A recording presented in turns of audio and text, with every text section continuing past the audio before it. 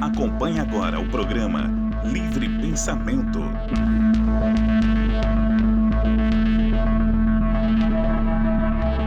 Olá, seja muito bem-vindo, seja muito bem-vinda ao programa Livre Pensamento.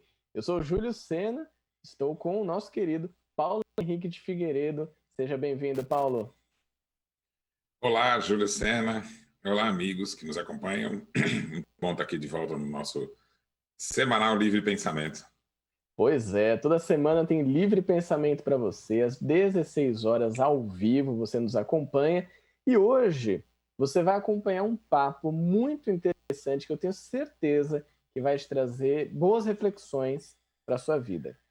Como fazer escolhas e ser feliz? Esse é um objetivo que todo mundo quer, só que a gente precisa aprender a fazer escolhas e a doutrina espírita vai nos trazer um manancial de conhecimentos muito interessantes para a gente começar a pensar melhor nas nossas escolhas. Se você quiser participar, só mandar sua mensagem para a gente pelo Facebook da TV Mundo Maior. Estamos ao vivo. Mande aí a sua mensagem, de onde você está nos acompanhando e diz para a gente como você faz as escolhas da sua vida. Você acha que faz boas escolhas ou más escolhas? E a gente vai conversar mais sobre isso. Se quiser mandar uma mensagem pelo WhatsApp, é só anotar o nosso número, que é o 11 99643 3827. Vou repetir para você anotar. 11 99643 3827. Esse é o WhatsApp da Rádio Boa Nova e da TV Mundo Maior. Paulo, como nós fazemos nos programas, queria saber como que está a sua agenda, para onde que você foi ou para onde que você vai nesses próximos dias. Olha, queria dar um comunicado aqui que vai se iniciar um curso, um estudo do livro do Mesmer, né? Ele vai ocorrer lá no Rio Grande do Sul. Quem está organizando é a AME, Serra Gaúcha, Associação Médico Espírita da Serra Gaúcha, e o Centro Allan Kardec de Bento Gonçalves. Né? A Samira, que é o contato. Se alguém se interessar, procure então a Samira, que precisa de inscrição prévia.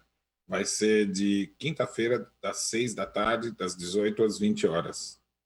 Né? Então procure lá a Samira, da AME Serra Gaúcha ou Centro Allan Kardec, né? Os dois têm páginas, né?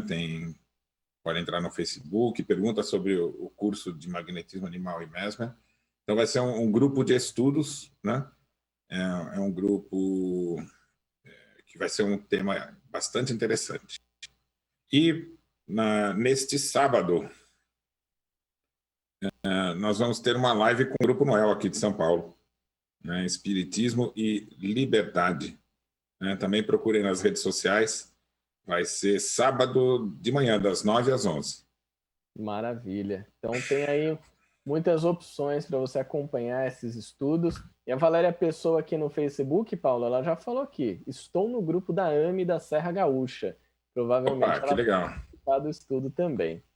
Aqui com a gente, nosso querido Conde, o Conde Anderaus, boa tarde para todos. A Elzira Vanusa também, que é de Campinas, São Paulo. Valéria Pessoa, de Recife, Pernambuco. Lucilene Toledo, Juliana Ramos Hilbert e a Ana Cláudia Lira. Ana Cláudia Lira, inclusive, já fez um comentário, Paulo, que eu acredito que ao longo do programa a gente vai abordar também. Ela falou o seguinte: fiz uma má escolha, sofro e não consigo mudar. Então, para a gente começar esse programa, Paulo, eu queria que você trouxesse esses conhecimentos do Espiritismo, que a gente encontra lá na Gênese, principalmente, né, que você separou em alguns trechos, para entender justamente essa questão das escolhas. Como é que nós fazemos escolhas e será que a gente não pode mudar mesmo algo que a gente tem escolhido? Vamos retomar o assunto, Júlio, mas primeiro eu queria apresentar dois trechos pequenos do primeiro capítulo de A Gênese, e é bom a gente sempre reafirmar, né? Kardec, nos últimos anos, ele foi compreendendo mais perfeitamente a proposta moral espírita. E aquela explicação que a gente dá da autonomia e heteronomia, ele deixa bem claro isso, como sendo a proposta que existe e que deixa a pessoa alienada, e o que o Espiritismo propõe, que, em verdade, acompanha uma evolução, uma revolução que o mundo vai vivenciar. É sempre bom dizer isso, né? Os espíritos, e Kardec apresentava esse ensinamento, diziam o seguinte: o Espiritismo, a nossa humanidade, vivenciou uma revolução científica e Kardec estava em meio a ela, né? A gente sabe que ainda foi aquele século seguinte e depois vivenciaria uma revolução moral que teria profundas consequências. E essa revolução moral, ela vai ocorrer com a escolha pessoal de cada um. A revolução científica, a gente participa, e a maior parte de nós, né, participa de forma como espectador, né? Você tem um pouco menos de idade do que eu, mas não é tão longe assim, né, Ju? Você viu uma transformação tecnológica de quando você era criança para cá, né? Sem dúvida. Quando eu era criança, tinha 5, 6 anos, eram aqueles computadores enormes, e hoje a gente anda com o celular na mão, que é mais do que aquele computador era. A minha foi um pouco maior, porque na minha infância tinha televisão e rádio, e é bom lembrar, eram estáticos, né? Não existia nem videocassete, assim. A televisão era uma programação estática que você comprava, Júlio, não sei se você sabia disso. Tinha a programação para vender na banca de jornal. Caramba! Eu acho que eu lembro uma parte disso, mas aí já pegando na TV por assinatura, que vinha o livrinho, né? O que vai passar ao longo do mês. Então, isso você tinha para as televisões abertas. Então, você sabia o que ia passar em cada canal, né? Era interessante porque você se programava, então, para ver um filme, né? É claro que teve uma explosão de tecnologia, inclusive na comunicação, né? Também nas minhas pesquisas com livro, né? Eu tinha que vasculhar os sebos, né, de São Paulo e tentava fazer contatos com outros sebos para encontrar um livro. Não era fácil você achar um livro, né? Hoje eles estão sendo todos digitalizados. Em verdade, tudo teve uma grande reviravolta do campo da ciência em todas as áreas. E os espíritos diziam, isso vai ocorrer e depois vem uma revolução moral. Qual é a característica da revolução moral? Kardec vai demonstrar claramente, né, que o passado é a heteronomia e o futuro é a autonomia. E ele vai citar essas duas questões em 2 itens do primeiro capítulo da Gênese. No item 37, ele vai definir a heteronomia. E antes, no item 32, ele vai propor a moral autônoma espírita. Como os espíritos explicam as leis do mundo espiritual que regem o nosso comportamento. Então, por que isso é importante? Porque quando a gente está aqui no mundo, você pode lidar das duas formas. E a gente acaba no cotidiano lidando de uma ou de outra forma, né? Só que as duas têm consequências diferentes uma das outras. Quando você se submete à heteronomia, tem aceitação social. Se você levar o seu comportamento regido pelas regras que a sociedade impõe, você fica entre o meio das pessoas ali, passa despercebido, né? E não sofre consequência alguma. E você vai vendo os dias passando, né? E não causa mudanças em você, né? Então, ser mergulhado no meio de um monte de gente dá uma sensação de inserção e continuidade que pode ser falsa. E a proposta da autonomia é prestar atenção em você, prestar atenção no que você quer, aonde você quer chegar, quem você é, quais são os seus valores, né? Então, eu vou começar aqui pela visão da heteronomia que Kardec vai expor, né? E ele vai caracterizar isso pelo fato de que a heteronomia, tanto presente nas religiões quanto na estrutura social, tira o espírito livre do indivíduo. Ele vai ser conduzido. Sim. E aí Kardec diz assim: tire ao homem seu espírito livre, independente, sobrevivente à matéria. Veja que isso não é só o materialismo, porque a igreja, considerando que a alma é imanente ao corpo e submete-se às condições do corpo, ela coloca no corpo a origem do egoísmo, da tendência ao mal, da ignorância, tudo isso. Então é como se a alma ficasse alheio a isso. Nas religiões do passado, a alma teria sido criada perfeita e é ligada a um corpo que traz todos esses problemas. É muito importante, Júlio, nós aqui que estamos conversando e quem está nos acompanhando, se localizar nessas questões. Porque a maioria das pessoas foi educada na infância, segundo a hipótese da igreja, ou a ideia materialista da sociedade. E isso está entranhado nos conceitos das pessoas. E ela precisa prestar atenção, porque quando ela se insere naquilo que a sociedade espera dela, ela está seguindo uma regra, né, um estereótipo. O que se espera daquele indivíduo? Né? E quando você segue isso, seja no campo da religião ou seja no campo da sociedade em si, você deixa de ser uma pessoa livre. Né? E eu até Aí queria Kardec fazer diz um assim, comentário diga. disso, Paulo, que você trouxe para a gente, que é importante, né? A gente se reconhecer nesse momento e também, claro, saber que as coisas não vão mudar do dia para a noite. Por isso que a gente vem tratando muito desses temas, é uma continuidade. Se você está acompanhando a gente por aqui hoje, pode procurar lá no YouTube da TV Mundo Maior, tem os programas passados que trazem muitas outras informações, outros conceitos que ajudam também nesse processo. É um processo de vida, né, Paulo? A gente passou aí 20, 30, 40, 50, às vezes até mais anos com essa outra ideia, a ideia mais pro lado da heteronomia, e agora está tendo contato com a autonomia, é respirar, vamos tranquilos, e a gente vai aprendendo dia após dia. E para compreender bem, Júlio, é assim, o que Kardec vai falar agora com relação à lei civil tem uma semelhança muito grande se você considera que você está submetido à vontade de Deus. É importante isso.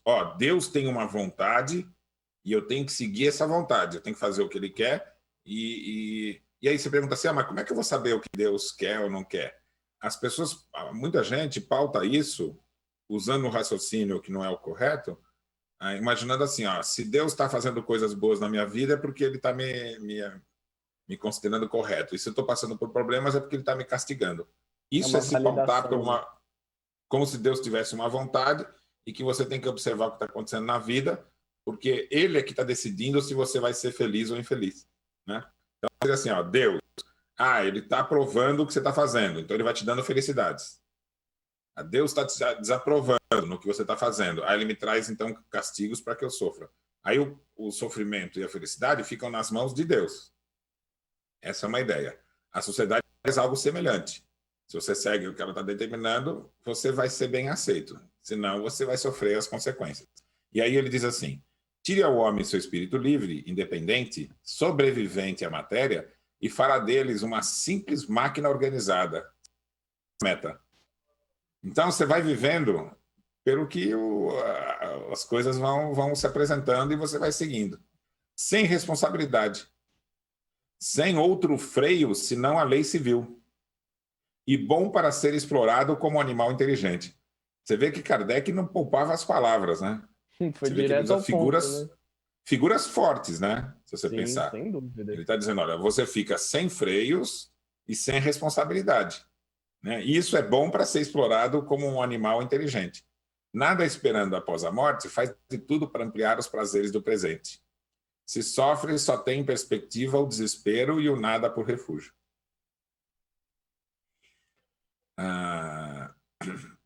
Quando Kardec vai falar no item 32, aí do Espiritismo, precisa prestar atenção, porque ele fala coisas muito importantes de uma forma também sintética.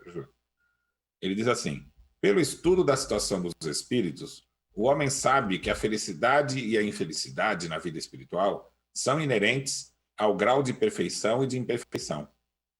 Percebe aqui que ele não está falando aqui de que você é julgado pelos seus atos e que o sofrimento é na vida aqui, né? Você vai enfrentar situações que são de sofrimento. Esse raciocínio é o raciocínio da ideia do pecado, do karma, que o Espiritismo não acompanha. Exatamente. Então, ele vai dizer que, olha, condição de perfeição e imperfeição. Felicidade é inerente à perfeição e infelicidade é inerente à imperfeição. Só que é o seguinte, ao processo de aperfeiçoamento, ou seja, a sua felicidade ela é gradativa na medida que você conquista os seus valores, né? E a imperfeição ela acompanha o sofrimento moral enquanto existe. Você se descondicionando dela, você a supera. E aí ele fala uma outra frase importantíssima, que cada um sofre as consequências diretas e naturais de suas faltas. Então, veja, diretas e naturais. Então, e antes ele falou inerência. Sim. Então ele vai dizer, a infelicidade na vida espiritual é inerente ao grau de imperfeição. Mas e na vida? Na vida, você mantém ou a felicidade ou a infelicidade, ou até um pouco de cada, da sua condição enquanto espírito. Um pequeno probleminha aqui, parece que o Paulo travou. Tá me ouvindo aí, Júlio? Agora sim. Olha que coisa interessante. Eu vou ler de novo aqui, ó. O homem sabe que a felicidade e a infelicidade na vida espiritual são inerentes ao grau de imperfeição e que cada um sofre as consequências diretas e naturais das suas faltas. Então, essa condição espiritual, ela reflete a condição de felicidade ou infelicidade do espírito, esteja encarnado ou não. Quando você está aqui no mundo, causa confusão, porque o indivíduo sofre, muitas vezes, na alma e acha que isso está acontecendo no mundo. Então, para ele, tudo que está acontecendo no mundo é ruim, tudo é péssimo, tudo, né? Agora ele vai dizer uma coisa importante. Essas consequências duram tanto tempo quanto a causa que os produziu. Quem é a causa que produziu? O próprio indivíduo. Sim. Mas o sofrimento acaba com arrependimento e reparação. Ora, como depende de cada um se aperfeiçoar, todos podem, em virtude do livre-arbítrio, prolongar ou abreviar os sofrimentos, como o doente sofre por causa de seus excessos, enquanto não lhes dá um fim. Então, o indivíduo está com um vício e está sofrendo em função dele. Não vai acabar se ele não superar o vício. E superar o vício só ele pode fazer por sua escolha. Então, há uma semelhança muito grande entre o sofrimento moral, a imperfeição e o vício, né? A gente pode usar o mesmo raciocínio. Eu lembro que a gente comentou em programas passados sobre a questão do descondicionamento dos nossos comportamentos e tem muito a ver com isso, né? Como você observa aquele comportamento que você sabe, a gente sabe, aquilo que a gente faz que não é legal, que não traz bons resultados, mas aí com a força da vontade, que o próprio Leon Denis depois aborda também, né, com uma das potências da alma, aí o espírito, né, nós aqui encarnados, vamos conseguir descondicionar esse comportamento e gradativamente essas faltas, né, como o Kardec coloca, elas vão se amenizando e a gente vai conseguindo um caminho de felicidade na vida, né, Paulo? Isso. Agora, tem uma coisa muito importante, que é o que a gente tem falado nesses últimos programas, que é o seguinte, isso aqui é a definição primeira, né, dessas duas citações da questão moral. Na segunda, que ele vai dizer que você vira uma máquina organizada ou um animal inteligente, é muito importante, porque o animal age por hábitos. Ele é condicionado pelos instintos. Se você agir condicionado pelo que os outros determinam, você vai ter os seus hábitos condicionados igual ao animal. É isso que ele está querendo dizer. Agora, o processo de fazer escolhas para que você possa viver, você tem que raciocinar sobre a forma de você agir no seu cotidiano. E aí passa por você reinterpretar o que é a sua personalidade. O problema, Júlio, é que muita gente pensa assim, eu sou assim. E aí ela reage diante das circunstâncias. Às vezes a gente consegue analisar mais fácil isso nos outros, né, Júlio? Sim. Você olha para a pessoa e fala assim, nossa, ela sempre reage assim, em toda circunstância. Não muda, né? E você vai olhando para as outras pessoas também e fala, olha, você até sabe, se eu fizer tal coisa, ela vai responder de tal forma. Então, isso mostra que é um comportamento, uma reação condicionada. O mais difícil é você enxergar isso em si mesmo. Percebe? É fácil a gente enxergar as respostas prontas dos outros. O difícil é conseguir olhar para si, estar consciente quando você reage e perceber qual é a forma que você está repetindo. Ô Paulo, isso que você trouxe me gerou uma dúvida. Será que é mais difícil a gente reconhecer isso em nós, né, conseguir observar isso, ou aceitar que nós temos esses erros ainda, que a gente comete esses erros ainda? A estrutura que Kardec coloca, que ele diz ali, arrependimento, reparação, ela é esquemática, é uma visão geral. A gente tem que traduzir isso para o nosso cotidiano, porque a gente tem que saber que Kardec está falando das coisas que a gente vive no dia a dia. E é claro que as estruturas das grandes imperfeições, elas podem levar várias vidas. Mas vamos pensar, Júlio, olha para uma pessoa, às vezes, que você vê claramente que ela está fechada. Nós temos até figuras públicas aí, que a gente de vez em quando vê, e o noticiário tem dado isso, né? Da pessoa, com quem você está falando. São imperfeições mais gritantes, que a gente vê claramente que aquela pessoa está fora da realidade em virtude de uma imperfeição muito grande, né? Soberba, tal. Esses espíritos, Júlio, muitas vezes, naquela vida não vão acordar. E aí até você pensa, nossa, esse cara não vai mudar nunca, né? Mas não é, ele vai ter um processo que leva algumas vidas, porque uma ou mais vidas são necessárias para que ele comece a enxergar a imperfeição para tomar consciência dela, né? Essas são grandes imperfeições. Mas nós todos aqui, pessoas comuns, né? A gente também lida com pequenas imperfeições. E é mais fácil a gente começar por elas. Porque as maiores imperfeições nós vamos enfrentar nos grandes dilemas da vida. É quando a gente tiver os grandes embates, que todo mundo tem. Sabe? Quando perde um emprego, morre um familiar, conhece uma pessoa nova, sofre uma grande ingratidão, esses são os grandes embates da vida, né? Mas a gente tem o nosso cotidiano, né? Isso. Esses são o macro, né? Agora, a gente tem que olhar, a gente vai lidar melhor com as grandes escolhas se a gente tiver uma preocupação com as pequenas.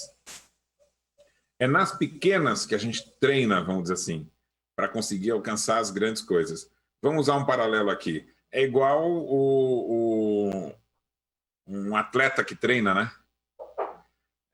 Existe uma diferença entre o atleta iniciante e aquele que vai virar o superatleta aí das grandes competições, das Olimpíadas. Mas todos eles tiveram um cotidiano, um começo.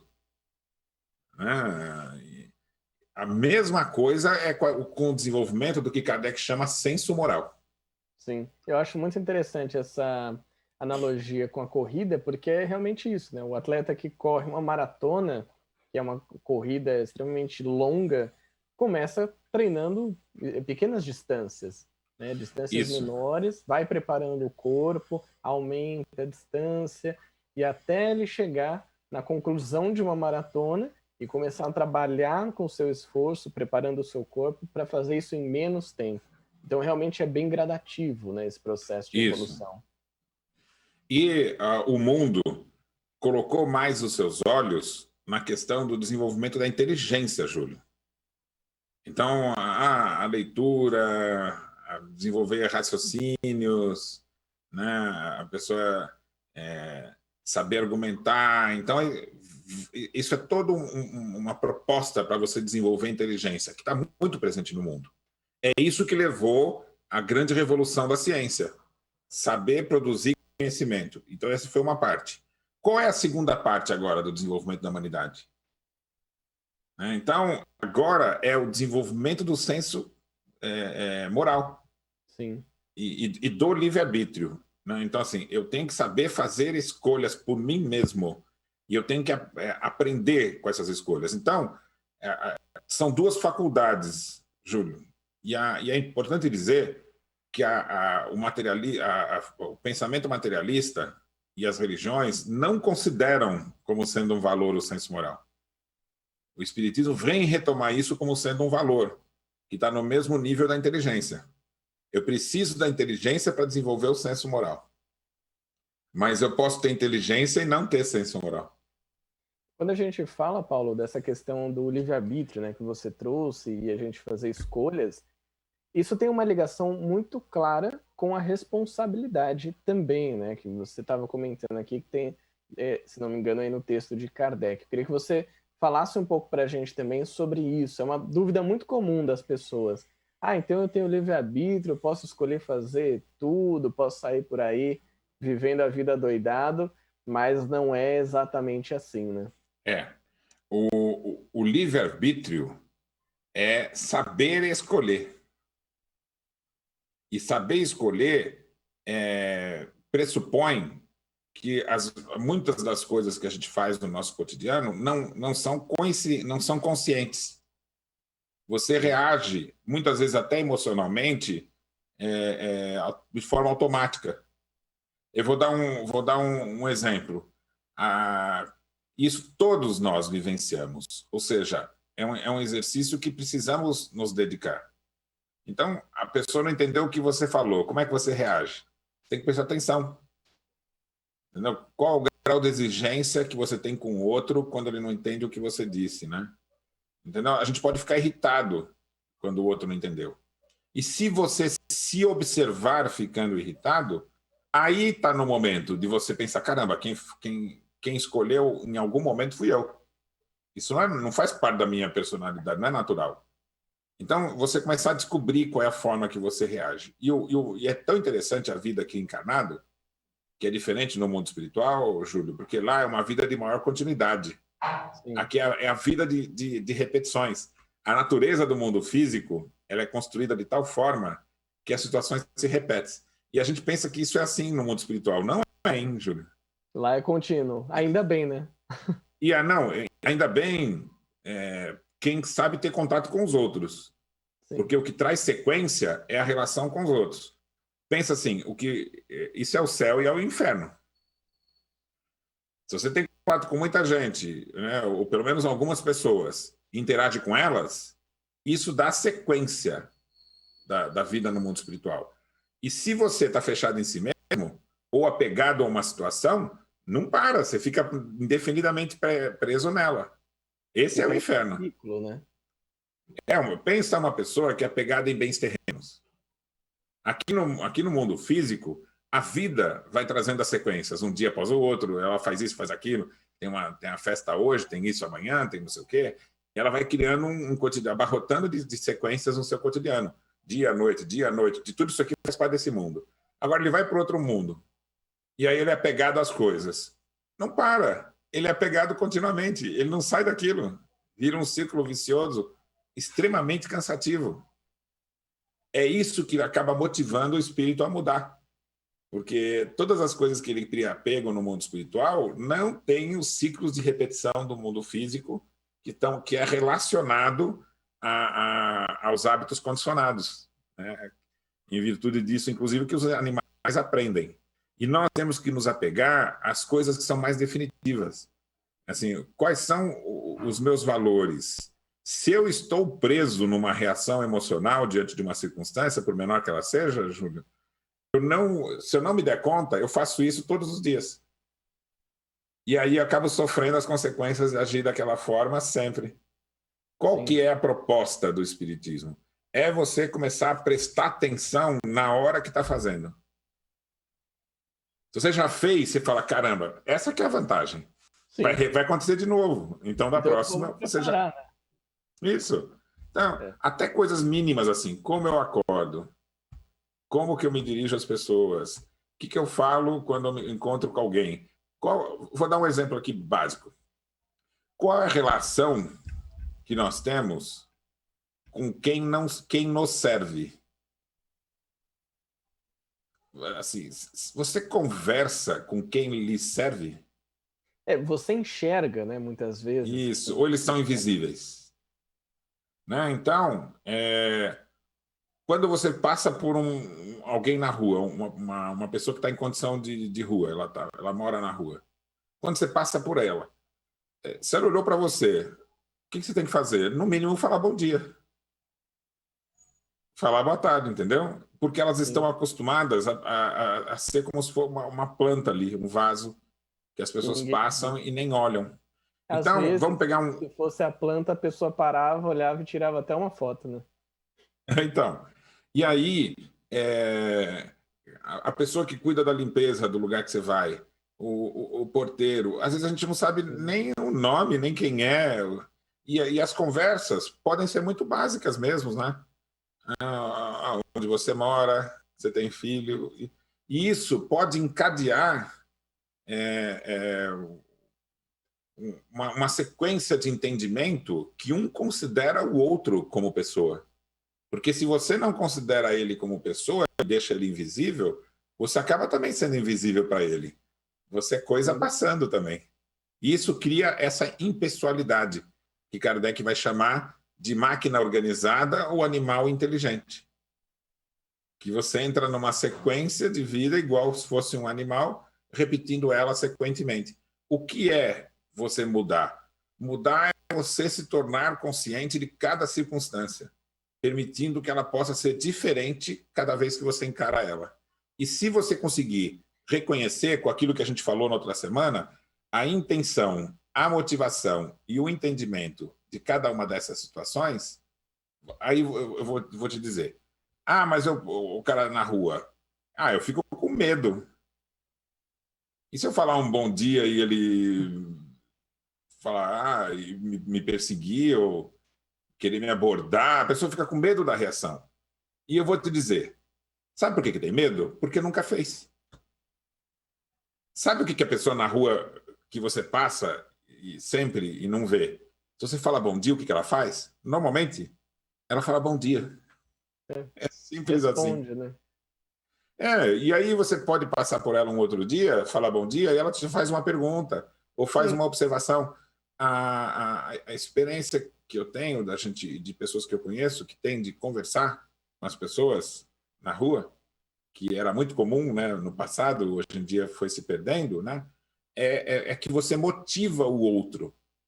E o outro, ele é criativo na relação. Então, ele pode falar uma coisa diferente, pode dizer uma frase, uma observação do que ele está vivendo, ou dar uma ideia, e é isso que enriquece a nossa vida, né? Essas coisas. E aí, se você começar a prestar atenção, você pode fazer isso.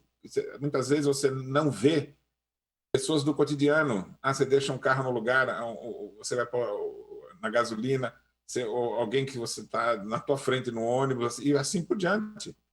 Então, se a meta nossa, enquanto espírito, é estabelecer conexões, a gente não fala isso, a caridade, mas a gente pensa que caridade, né, é um ato especial da vida, né?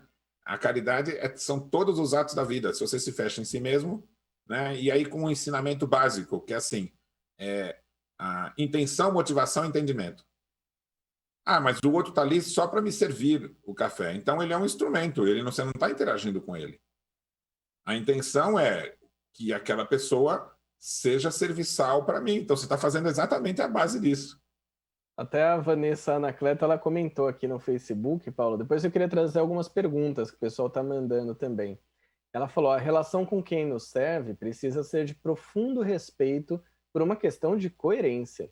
Se precisamos do serviço por qualquer motivo, ainda que seja mera comodidade, devemos respeito a quem se dispõe a nos servir. Obrigado, Vanessa, pela sua participação. Quero aproveitar, Paulo, o pessoal está mandando aqui algumas perguntas, vou trazer já alguns comentários, mas para fazer um convite também para você que está nos acompanhando, que no dia 21 de agosto, é uma sexta-feira, das 19 às 21 horas, eu e o Paulo Henrique de Figueiredo estaremos no seminário online Revolução Moral. Qual o papel da Gênese no resgate do Espiritismo? Então, se você quer se reconectar com o pensamento espírita, com a essência libertadora do Espiritismo, a gente convida para participar desse seminário, tá imperdível. As vagas são limitadas, ele é gratuito, e para você fazer a sua inscrição, é só entrar no site mundomaior.com.br, mundomaior.com.br. Você vai encontrar um banner grandão. Quem está no Facebook também vai ver um banner aí bacana, divulgando esse seminário que é a Revolução Moral, qual o papel da Gênese no resgate do Espiritismo. Se quiser mais informações, pode ligar para o 11 2457 7000. 11 2457 7000. O seminário vai ser no dia 21 de agosto, uma sexta-feira, das 19 às 21 horas, e vai ser muito bacana. O Henri Neto e o Adriano Silva já falaram aqui que estão inscritos, vão estar lá com a gente também. Paulo, eu queria trazer um comentário aqui do Rodrigo Silva, que ele disse o seguinte: boa tarde, amigos. Em contraste com o tema da palestra de hoje, temos a obra de Aldous Huxley, Admirável Mundo Novo, onde o autor cria uma distopia futura, baseada na heteronomia, como um aviso aos perigos da utilização da moderna tecnologia por uma minoria, no sentido de condicionar e entorpecer as massas. Júlio, quem é que falou para a gente aí a respeito do respeito, né? Foi aqui a nossa querida Vanessa Anacleto. Então, Vanessa, a reflexão que nós estamos propondo aqui é que respeito é pouco. Respeito é o mínimo que se requer para uma relação que seja civilizada. Só que a gente não quer o limite da civilização. Entendeu? A gente quer ir além. Porque você pode tratar com desrespeito, isso é inaceitável. E você pode tratar com respeito. Isso é o que Kardec chama. O único freio é a lei civil. Eu respeito aquele que me serve. Só que a proposta da autonomia vai um pouco mais longe. Ela vai dizer assim: não trate o outro como se ele fosse um meio para você alcançar uma coisa além dele. Então, infelizmente, a estrutura da sociedade hoje é feita de tal forma que muitas pessoas são meios para os outros atingirem os seus objetivos. No futuro, nós vamos considerar essa situação da sociedade atual um absurdo. Como a gente olha para a época do Império e acha um absurdo alguém ter escravo. Sim. Então, a gente dividir a sociedade entre aqueles que servem e aqueles que são servidos, no futuro vai ser um absurdo. Por quê? A gente tem que fazer de tal forma que o indivíduo participe. Como que a gente pode minimizar isso no mundo atual? É não deixar a pessoa se tornar invisível. Porque, assim, se você vai para uma cozinha, você mora num apartamento, né? Isso, num apartamento. Aí você vai fazer um almoço. Aí você vai usar uma série de ingredientes e de recursos que tem lá. Na gaveta tá tudo organizadinho ali, né? Você pega Sim. a faca na gaveta, no armário tem o prato, tem isso, tem a panela, tal. Você usa esses instrumentos. Se você pega os indivíduos com os quais a gente convive e eles são como se fossem esses objetos. Eu tenho aí ele se torna o que Kardec está falando, simples máquina organizada, um animal inteligente. Entendeu? Ele pega arruma minhas coisas, o outro, eu paro o carro, ele vai lá e põe a gasolina nele, entendeu? As pessoas acabam se tornando, e tem aqueles que a gente não vê, né? Que produzem as coisas que a gente usa e tal. Então, o que eu estou dizendo é o seguinte, para você começar a alterar essa sociedade, não dá para você ficar esperando que isso seja institucional, que isso aconteça de cima para baixo. A proposta espírita é que a relação entre os indivíduos se altere pela escolha do comportamento. Então, contrariamente ao que a lei civil pede, que é basicamente ter respeito para aquele que nos serve, a gente tem que lutar para transformá-lo em pessoas. Entendeu? Então, conversar como a gente conversa com pessoas mais próximas. Senão essas pessoas são coisas e pessoas mesmo são os amigos, os familiares e tal, entendeu? O Paulo, chegou uma pergunta aqui que eu acho que tem um pouco a ver com isso que a gente está falando, vai ser interessante para o bate-papo. É do Cláudio Júnior, ele que é de lá de João Pessoa, na Paraíba. Ele perguntou o seguinte: do ponto de vista do resultado das escolhas, qual a diferença entre consequência e efeito que o meio espírita incorpora como sendo lei de causa e efeito? Então, há um equívoco imaginando que a causa é o ato que você fez e o efeito é um ato contrário que seria uma resposta do universo pelo que você fez. Essa ideia é o fundamento da ideia do pecado e da ideia do karma. Então, eu fiz um mal para alguém e aí eu vou sofrer um ato que é correspondente àquele que eu fiz, como consequência que vai me ser o meu castigo. É isso que a gente tem que entender. Essa ideia de castigo e recompensa. Se eu fizer um bem para alguém, aí Deus faz um bem para mim. E aí você olha para a sua vida e você vai achar que ela é recheada de castigos e recompensas. Você fica compensando uma coisa com a outra. Isso, né? Exatamente. A proposta que Kardec está falando aqui, ele está dizendo aqui, o homem sabe que a felicidade é infelicidade. Então ele não está mais colocando aqui como sendo castigo e recompensa. Ele é um estado. Tanto que vai ter para textos dos espíritos que eles dizem assim, o bom espírito enfrenta o sofrimento, por exemplo, de uma doença e feliz. Porque a felicidade não está situada... Lembra que a gente falou sobre prazer, alegria e felicidade? A felicidade é uma condição do espírito que sabe que está aqui nesse mundo para conquistar valores ligados ao senso moral e inteligência. Então ele precisa aprender, a intenção é aprender a lidar com os outros e superar a si mesmo. Faculdades, né? E superar também as suas imperfeições. Então, ele fala, são inerentes ao grau de imperfeição e que cada um sofre as consequências diretas e naturais das suas faltas. Que consequências que são? Então, a falta aqui não é o ato. E porque também a gente já leu na outra semana, acima de tudo está a intenção. Sim. E a intenção não é tudo, porque você tem que desenvolver o conhecimento para que, além da intenção, você aprenda a escolher a forma correta. É tão forte isso que ele coloca, mesmo que você faça um ato que, aos olhos de quem compreende melhor, é errado, se você não compreende, o que importa é a intenção. Só que aí não é tudo, isso é um processo evolutivo. Ou seja, você tem que ganhar a capacidade de fazer a escolha correta. Isso não está nada relacionado à felicidade e à infelicidade. Está relacionado ao processo de aprendizado. É a mesma coisa inteligência e conhecimento. Ninguém vai cobrar de uma criança uma responsabilidade que é de adulto.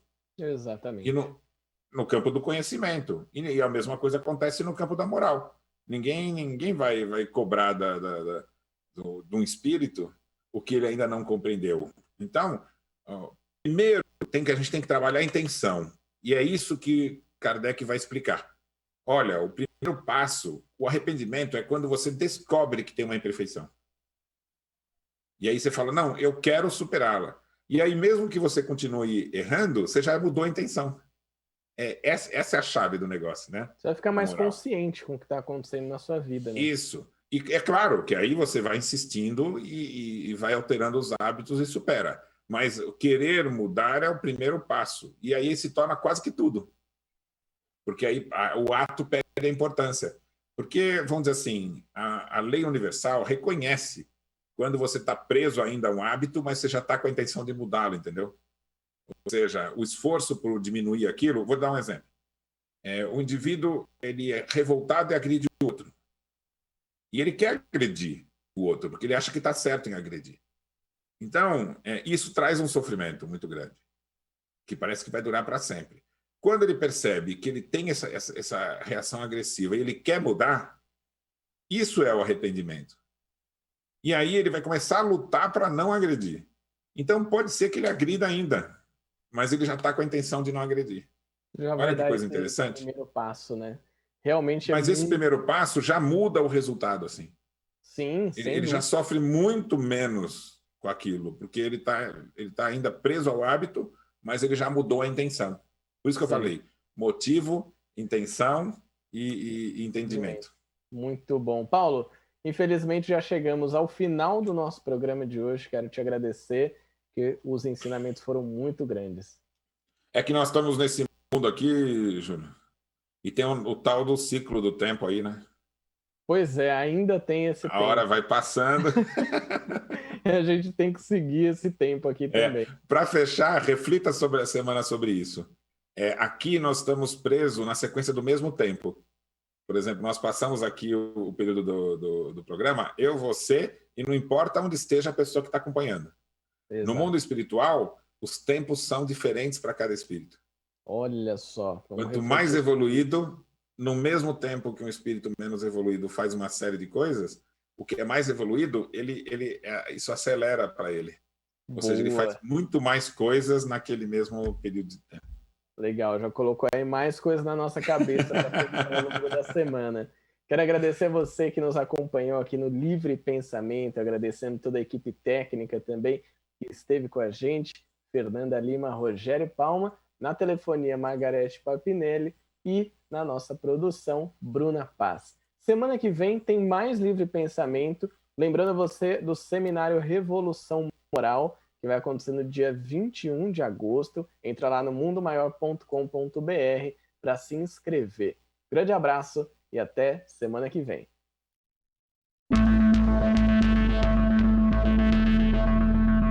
Você acompanhou o programa Livre Pensamento.